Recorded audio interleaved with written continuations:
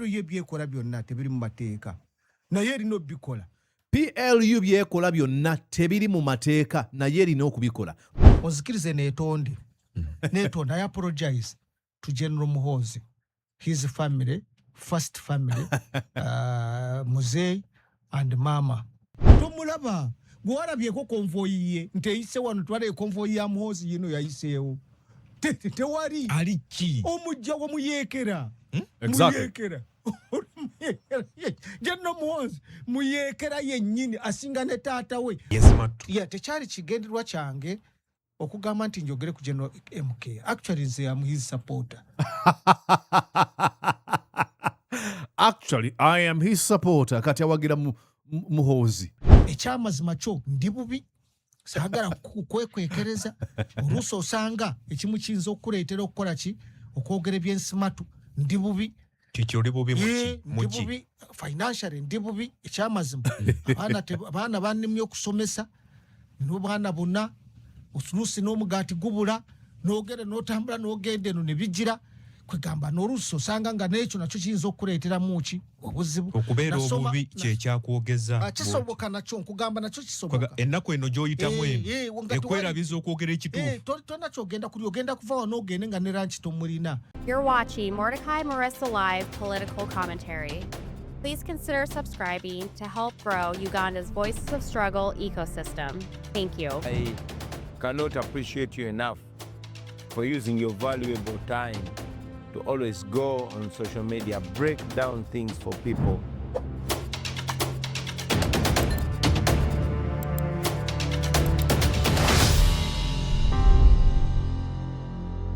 And yes, indeed, good morning, good afternoon, and good evening. Yonna gy'osinzira okubeera ng'ogoberera ogamba otyo okansubira nti oli bulungi. Nze Mordecai Marissa nkwaniza ku mukutu gwa Mordecai Marissa Live. A beautiful, happy Saturday morning. Kansubira ebikutambulira bulungi. Nga tunaba kugenda mu maaso. Njagala kubuuza ekibuuzo kino. Honorable Muhammad Kivumbi yaliwa. Where is Honorable Muhammad Kivumbi? And honorable in the true sense of the word. The Deputy President of the National Unity Platform. This is the 15th day since he was re-abducted by the Museveni and Muhoozi jackbooted thugs. We need to know the whereabouts of Honorable Muhammad Muwanga Kivumbi. Museveni and Muhoozi Kainerugaba, you might be able to silence a few people into fear, but not all people. We're going to continue raising our voices, demanding for the release of our brother, of our comrade in the struggle, the Honorable Muhammad Muwanga Kivumbi. And look, I don't care whether he committed a crime or not. There's a very small concept in the rule of law as a whole, known as due process. Arrest him, prosecute him, and if he's found guilty, send him to prison. But for you guys to use your jackbooted thugs to be dispatched, to abduct a member of parliament and hold him incommunicado for how many days now? 15 days. It is totally unacceptable. And all these kind of lawlessness and impunity lead us to one road. It is complete and utter destruction of our country. Wake up, Museveni and Muhoozi. This is illegal. It is the height of immorality. It is unethical. Okay? So with that said, I welcome you to Mordecai Marissa Live. Let's go on and watch this man who has been embarrassed again by Muhoozi Kainerugaba. He was abducted, psychologically tortured in a torture chamber, and coming out of that torture chamber is now pleading with Muhoozi and sending praises and reverence statements to Muhoozi and Museveni. It is unbelievable. Welcome to Mordecai Marissa Live. Exactly.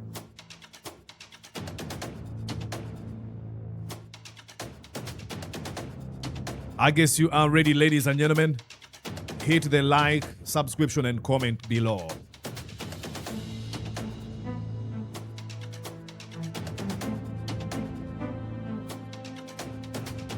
Kanswe muli bulungi ba ladies and gentlemen. Tugenda kutunulira omusajja ono. Bamuyita Gideon Tugume, munnamawulire agamba practices emyaka 25. Alina ebigambo byayogera bitamenya amateeka gye buvuddeko ne bimukwasa. Essaawa zino ayogera n'amaziga mu maaso. I think I just remembered I'll go on and read you a few lines from Timothy Snyder's On Tyranny and show you what this guy is doing. I guess you are ready, ladies and gentlemen. Are you? Now, invite those people to join us. If you guys are watching me from a TV, I welcome you aboard. Today is National Cleaning Day in Uganda. Have you cleaned your place or are you going to join the country? I don't know. I personally think it is a very good initiative. I'm just waiting to see how it is going to be handled by these criminals in the Museveni regime. All right, ladies and gentlemen.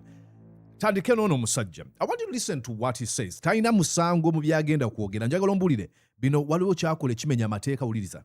Kintu kyonna kubehavinga oba kweyisa ng'ekibiina ky'ebyobufuzi nga si kiwandiisi ng'ekibiina ky'ebyobufuzi. Pero ye byekola byonna tebiri mu mateeka. Naye erina obikola. PLU byekola byonna tebiri mu mateeka naye erina okubikola. Lwaki eteekeddwa okukola ebintu ebitali mu mateeka nga tutambulira ku ggwanga eriteekeddwa okufugibwa ku nkola ey'amateeka? Kubanga erina omuntu akola ki akiri mu maaso nga w'amaanyi. Kati ekigenda okuddirira okuddako nga naye kennyini talabika mu mikolo gya PLU.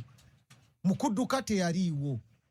Ne runo okutuuza ndooza teyabaddewo talabikako abafugira ku remote. General Muhoozi bonna babbalamu baani bonna abafugira ku remote. Talina kyakozaawo kyayogera kyonna kituufu. Is pretty much remote controlling them. There was an interview ya Kabanda yagamba omusajja tetumulabako abakulembera mu PLU and oyinza okwebuuza lwaki Muhoozi yeekweka abantu bakulembera. He's an insecure man.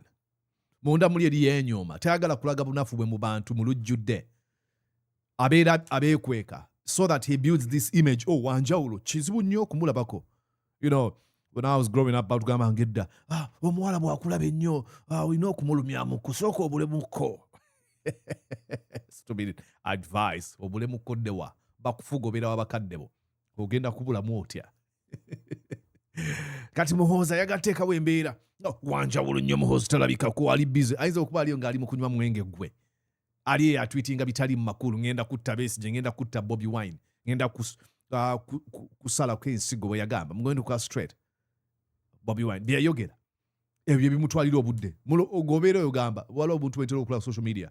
Omwami wange alowooza ndi muwenzi kumba omusajja ali eri oba ali mu kuzannya puute oba ali mu kukola bya kisiru n'emikwano gye bali mu kusaagamu. So naawe Muhoozi wants you to think about him nga ayinza okuba ali busy. Musajja ali busy. Nothing. Kati abakontrolingira ku remote babbala. Olwo lwaki ogera yazza musango. Mulaba alina namba z'essimu 25. Enamba z'essimu teri eri registered mu mannya ge. Ate talina gy'akwata. Y'olumukubira nga wabawo kadeyideyi agikwata yamugamba nti waliwo akwetaaga ye yakukubira bw'aba akwetaaga. Tugume ayina layini mmeka? 25 25. Ozirina tukubeemu kwemu wano. Ate okuba nze ngikube nga tagenda gikwata era ekwatibwe kadeyideyi nganze. Tanna gwalaba tomulaba. Gwalabyeko konvoyi ye nti eyise wano twala konvoyi ya Muhoozi yino yayiseewo. Tewali aliki omujja wamuyeekera. Exactly. Muyeekera. General Muhoozi muyeekera yennyini asinga ne taata we. Waakiri taata we yali Lweru nga bamanyi nti ali mu nsiko. Ono ayeekerera wano munda. Bonna bani kugambye bonna ba Dr. Baramu baani bonna abakungu biwalabeewo bonna abafugira ku remote. Exactly. Amulabako teri ayogera naye ku simu. Yeah, it is create and of course musho bateekawo oteekeddwa okuba disclaimer kasita omuntu ayogera amazima matuufu wulira. Ebigambo n'endowooza by'owulidde si by'abakulu abaddukanya reediyo eno wadde abakozi abagikolako wabula bya muntu ssekinnoomu. Bagikuba emirundi ebiri disclaimer. Kasita oyogera ku bbala muteekeddwa okuteekayo akantu ne Muhoozi bali untouchable tebawoogerako. Nga bw'owulidde ebigambo n'endowooza by'owulidde si by'abakulu abaddukanya reediyo eno wadde abakozi abagikolako wabula bya muntu ssekinnoomu. Now Muhoozi byakola nga bwe gambe is wanting to create this fear of the unknown. Olaba taliyo ayinza okuba alina kuba ali eri anywa mwenge gwe. Kuteekawo kifaananyi kitiisa bantu. Now omusajja y'omwoyo yavuddeyo ne yeetonda. I'm going to have to show you here. Those atandikire waneno uli ebigambo nkwebaza Balamu okumpa omukisa. Balamu. Now bano bakola ekintu balambo omunyiiza ye alina ready ate kwogenda okwetonda. Listen here, ladies and gentlemen. bonna mbatumidde nnyo bakama bange Ng'amaziga gamuli mu maaso, wuliriza. ti mbalamusiza abasebo ne banyabo era njagala onzikirize ndamuseeko ku Dr. Balamu Barugala sebo mukama wange nti webale Kaddeyideyi kati ayogera amaaso agalimu amaziga. kubanga onzikiriza ate okukomawo okubaako byentangaaza actually n'okwetonda sebo neeyanziza ensonga eyo mwenna mbatumidde mwenna tulina abasekretary general NRM tulina abagenerals abalala bangi abatubeereddewo ate ne muzeeyi yennyini bayirawe muzeeyi tumutumidde era tusaasira maama obulwadde tuba nange alabye naye muzeeyi gyali mulamu ne famire tubatumidde nnyo. Alata kutumira n'abaana n'abazzukulu okutya kuno tekugambika. And look, nkutegeera because I'm in the USA, pretty much far away from those people. Tebagenda kumpamba bantulugunye. Maybe nyinza okutegeera. Naye kyemmanyi waliwo abantu abalala bali mu Uganda nga tebatyanga ne b'obasiba, the likes of Muwanga Kivumbi and so many other political prisoners. Manyita nnyo funa abantu abagamba kati Muriisa naye wafuuka foot soldier. And I've always told you folks, naddala goons of the NRM and supporters of Muhoozi Kainerugaba or Museveni. Mbagamba, good dude, that's not an insult to me. That's a badge of honor. Because I do not have the courage of the likes of Machete. I don't have the courage of the likes of Bobby Young or Bobby Giant or Olivia Lutaya. So if you compare me to those people, please, go on, don't stop. You're inspiring me to gain more courage. Okay. Ebigambo ebyayogerwa ng'ennaku z'omwezi 2 gwe wennyini bye wayogera. Ennaku z'omwezi 2 omwezi kuno bijjukira. Mbijjukira bulungi. Bye bituleese wano. Kituufu. Njagala Peterson onzikirize neetonde. Neetonde, I apologize to General Muhoozi, his family, first family, Muhoozihe and Mama. For what I ought to doubt, bigambo bye nayogera era neetondere owekitiibwa Balamu neetondere n'abalala bonna bekyakosa kubanga bangi kyabakosa. Nakabeera mu mawulire emyaka 25 nga mpeereza mu mawulire, naye mu myaka 25 mbadde sifunangako ekintu bwe kiti. Mu myaka eyo gyonna mbadde mwegendereza, naye ku luno naseerera. Omuntu oseerera n'oseerera oluusi n'ogwa, oluusi n'osikayo omukono, oluusi n'okola otya. Naseerera nenjogera ebigambo ebitaali birungi ebyensimattu. Tekyali kigendererwa kyange okugamba nti njogere ku General MK. Actually nze am his supporter. Actually, I am his supporter. Kati awagira Muhoozi. Era tikigenda ngaho ne ngamba nti nze njagala kumukosa oba kukosa muzeeyi kubanga ne muzeeyi ndi supporter we. Ojjukira wano mu campaign ze nakolanga campaign eza muzeeyi. I am his supporter ne muzeeyi we muwagira anatagamba. Actually ne Natasha faba mukubazimba ekisenge mwasula. Okimanyi patience oyo lwabwogo nze ku kanisa nze neeti kembaawo. This is all to appease the Museveni family. How dangerous this is. The normalization of lawlessness eva mu first family nti oteekeddwa okugitya. Bino bikyamu. Tewali kyotunya wano n'ogamba mbu kirimu omulamwa. Of course, look, again, I'm going to say this again. I don't talk to worshippers of Museveni and Muhoozi and Kataha and worshippers of power. I think I made some commentary in Endabo Mutungagamba. Muriisa omutaba kitiibwa Janet Kataha omuyise mukyala wa Museveni. What is she? What is she to Museveni? She's a wife to Museveni, Kataha. Nyinamuyita empologoma ya Museveni. Oba katonda wa Museveni. Nebba olw'okuba batyo obuyinza and then Janet, whom I'm actually finding out she's actually dangerous than you can. Kyotasaana kuteebereza bwe nkusomera okuva mu kitabu kineeno Miriam Matembe kye yawandiika. Tewali kyanjawulo kyali bw'oba omuvunnamira omulaba Janet byabeeramu ebyo by'okusaagiriza. Now, when I was growing up, my mother told me about God. Now, mother, ebyalimu. She's married to a rebel. Her husband killed people to ascend to power. Ebyalimu by'okwegonza byonna bya kiyaayi byakiyaye bibudde emirimu. Oh, now,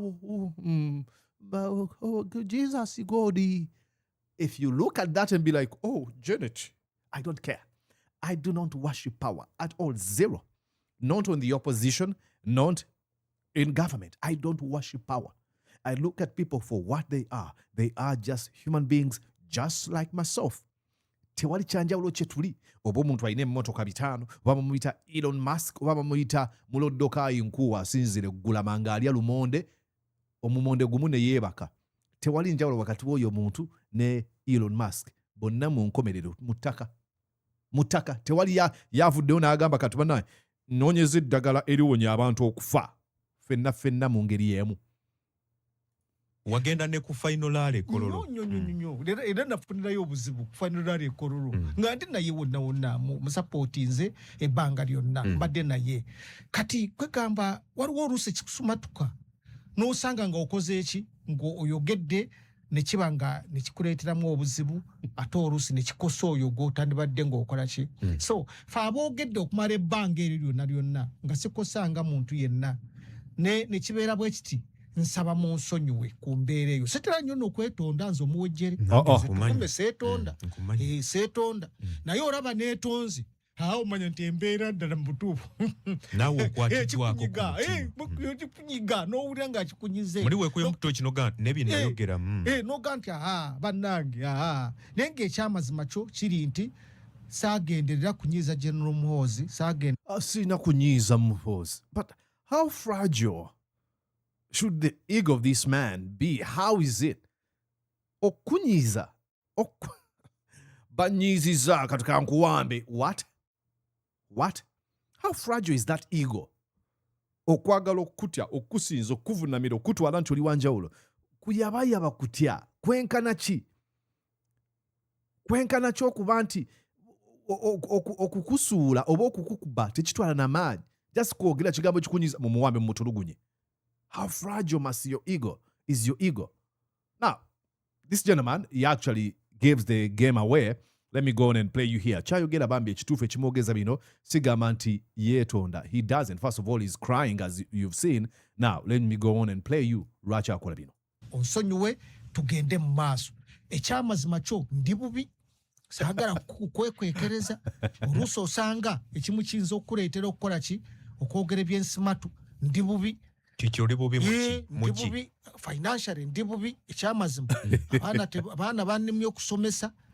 N'obwana bonna oluusi n'omugaati gubula n'ogenda n'otambula n'ogenda eno ne bijjira kwegamba n'oluusi osanga nga n'ekyo nakyo kiyinza okukuleeteramu ki obuzibu. Okubeera obubi kye kyakwogeza. Kisoboka nakyo nkugamba nakyo kisoboka. Ennaku eno gy'oyitamu eno ekwerabiza okwogera ekituufu. Tonna kyogenda kuli ogenda kuva wano n'ogende nga ne lanchi tomulina n'ogenda okukira oluusi n'oyogera by'otategeera nga mind ziri walala oba okitegeera.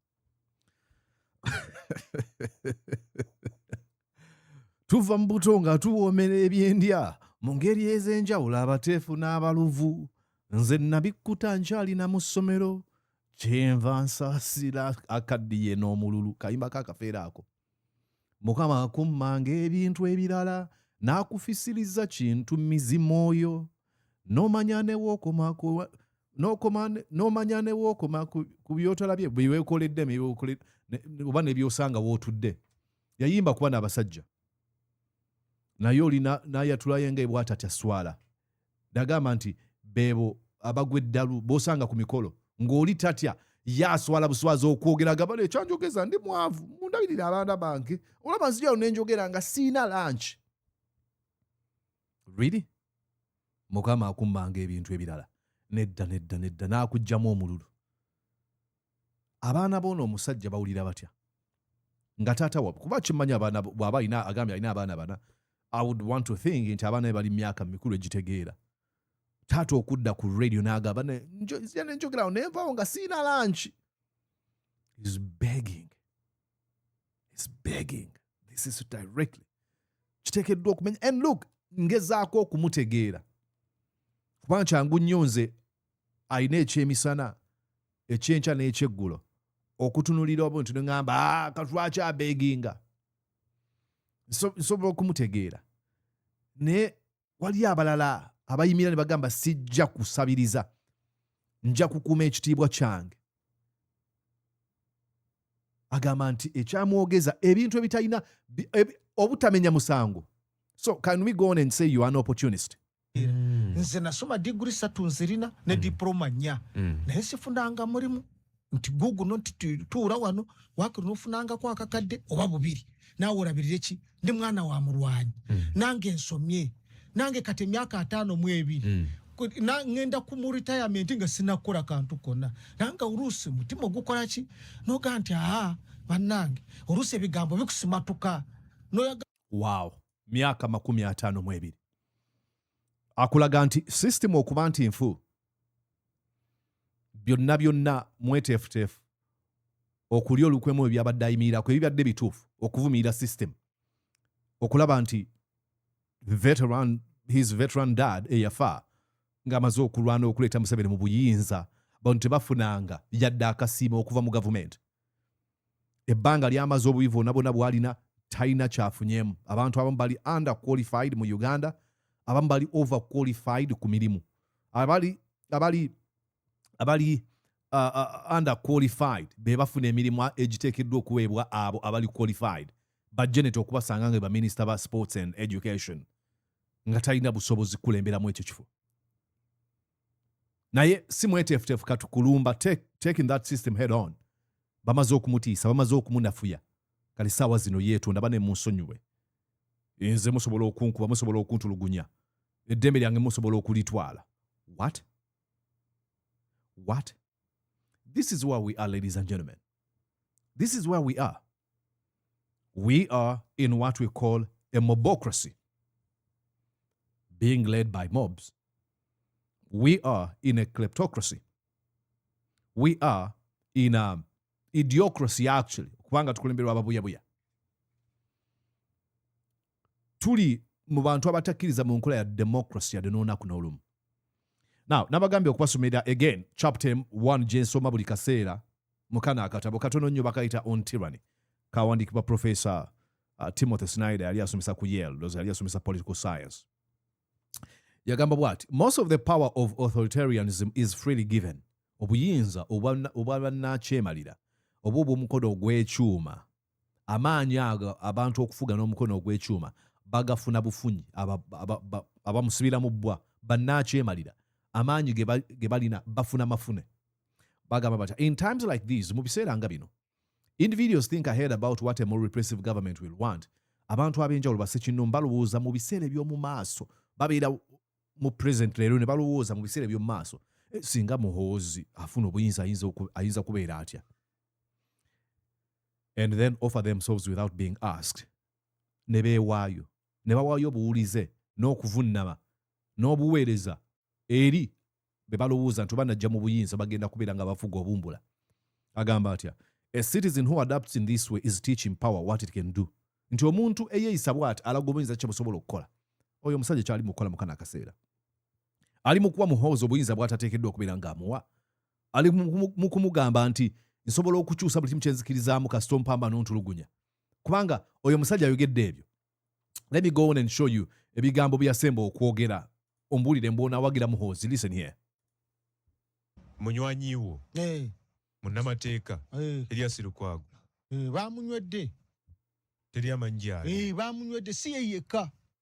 Ebikolanga bino bizze birabikira mu ggwanga. Abantu bangi bali mu kubonaabona bangi. Omuntu n'abuzibwawo tomanyi gyali, tomanyi oba mulamu. Bino bitulekawa nga Uganda. Anti kakati abantu bagamba nti history repeats itself. Tuzeeyo gye twava. Mu biseera bya Idi Amin yali musajja w'amaanyi era nga wano abakakwa be boogera n'olulimi olukakwa nga lutandise okukozesebwa mu offices ez'enjawulo. Era Idi Amin yabuzaawo abantu bangi. Ba Ben Kiwanuka waliwo yali Makerere awo vice chancellor we Makerere oba bamuyitanga bali muzoba erinnya bwe lityo n'abalala bonna baabula n'olwaleero toyinza kumanya emirambo gyabwe wegiri. Ebyo nabyo n'abantu ne banyiiga abawejjiri ne bajjawo Idi Amin. Bwe bamugjawo Idi Amin, omukakwa yadduka kumpi akakadde k'abakakwa kadduka ne kagenda e Sudan n'okutuusa kati tekaddanga. abalina Oluganda abalina olulimi just akwogera Olukaku ng'omanyi nti olwogera Olukaku be baali Ekololo be baali Naguru be baali Entinda be baali luddawa wonna nga be balina ebizimbe ebisinga olwaleero n'onywa Omukaku alina ekizimbe tomulaba nako oyo n'agenda n'oyingirawo Dr. Obote ali mu kwogera nti bino bye tulaba abantu bw'otunuulira Special Force Command erimu abantu kuva mu ggwanga lyange Banyankole. Ojja kutunuulira ebitongole eby'amaanyi eby'enkizo ddala mu Uganda nga mulimu Abanyankole oba Banyakitala. Kyabwewussa teekeddwa okubeera nga tugabana national cake mu bwenkanya. Sifaayo oba oli Muganda oba oli Mukakwa oba oli Musoga oba oli muki singa ffenna tujja tweta amawanga gaffe ntuga kati eno national cake tugigabane bwe tuti. Nti mukana akaseera abamanyi nti okusanga abamu ku bantu bawagira Museveni kubanga bamuyita Munyankole. First of all is not bwe bagamba si kinaako bukakafu naye bagamba nti si Munyankole. Ne either oba Munyankole oba si Munyankole kale tugambe Munyakitala. Kubanga Abanyakitala mulimu Abanyarwanda, Abanyankole, Abakiga, Abatooro, Abatagwenda, n'Abanyoro bonna. So abamu bagamba bamuwagira lwekyo nekikyusa obulamu bwo. Ekiseera kigenda kutuuka nga abantu abamu baboolebwa. Nga baboolebwa kubanga olw'eggwanga lyabwe. Museveni olw'ensigo gy'asize teekeddwa okubirwanyisa ebyo byonna. Ogambe ndi Munyankole oba ndi Mukiga oba ndi Muki naye sikkiriza mu kuwamba mu kutta mu kutulugunya mu kubuza abantu oba okubba eggwanga. Muliranye enjogera egamba nti Abaganda bankwe kya bulimba tekiriimu nsa. Naye waliwo omusingi kwe kiva mu myaka egy'enkaaga. Abaganda abaali mu kibiina Kabaka yekka bwe baali olukwe mu Muganda munnaabwe ne beegatta ku Apollo Milton Obote okuva olwo ensigo yasigibwa abantu bagamba Abaganda bankwe si bwe kiri tewali muntu azaalibwa nga walukwe. Olukwe teruli genetic mbono tumuzudde kati tukebedde mu butonde bwe alinamu kintu bayita olukwe tekiriiyo. Ebyo bagamba abasimanya Abanyarwanda bacaafu tebiriiyo byonna ebyo. Tewali muntu kubaga tuzudde mu butonde bwe tugenza okukeberanga alimu akantu ke bayita bucaafu. Zonna ezo mpisa tuziyiga buyizi nga tumaze okulaba by observation oba society mwe tuwangaalira. So tulwane ffe Abanyankole oba Abanyakitala Abanyarwanda okugamba nedda ffenna tetuwagira Museveni era tumuwakanye. Musajja wattu bye byamutuuseeko gwakyawakanya aba akyali ku ludda oluwakanya obumenyi bw'amateeka mu Uganda sigala ku ludda olwo. Kikyolowooza wansi mu comment section. Nze Mordecai Murisa nkwagaliza okubeera obulungi tunaaba tuddiŋŋana ndowooza ngenda kutunuulira ensonga ki endala gye ngenda okutunuulira wala ensonga ndowooza yabadde ensonga y'abasibe ba NUP aba pleadings guilty twagikolako so abagenze mu plea bargain twagikolako story oba commentary ngenda kwongera okulambulula. There's something new. So komawo wana eno mu ssaawa nga 5 okuva kati ojja kulaba story eyo. See you. Bye-bye for now. Did you enjoy what you just watched? I'm sure they did. I'm going to guess that you did. How about you consider subscribing to Mordecai Marissa Live YouTube channel? Thank you.